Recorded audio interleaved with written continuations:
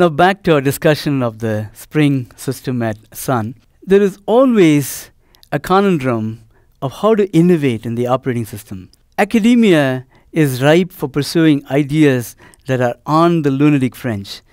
But if you're in industry, you're always worried about, should we do a brand new operating system or do a better implementation of a known operating system?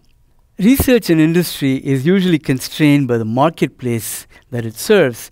Specifically, if you're a company like Sun Microsystems, which in its heydays between 1980 and 2005, it was making Unix workstations and it was building large complex server systems which run 24/7 for a variety of applications such as airline reservation and so on and so forth. And if you are in that marketplace, the question becomes, should we build a brand new operating system or build a better implementation of a known operating system? Marketplace demand says that, well, there are legacy applications that are running on your current operating system, and therefore building a brand new operating system may not be that viable in an industrial setting. So the approach they took in the Spring system at Sun Microsystems is to be different but innovate where it makes sense. And this is sort of like you may have seen commercials that says Intel Inside.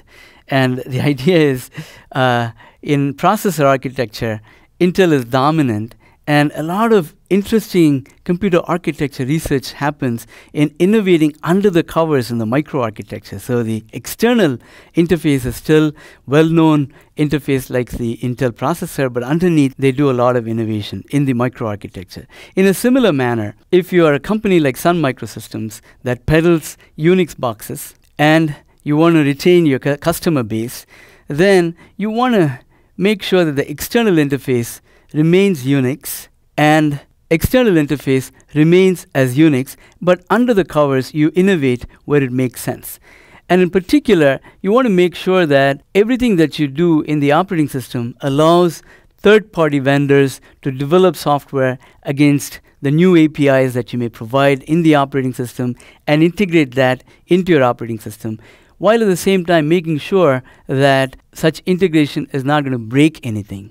Or said differently, you want to preserve all the things that are good in standard operating system, but at the same time, you want to make sure that the innovation allows extensibility, flexibility, and so on. That's sort of the approach that Spring System took. And for all the things that I just said, using object orientation is a good choice in order to make sure that we can do innovation under the covers while keeping the external interface the same.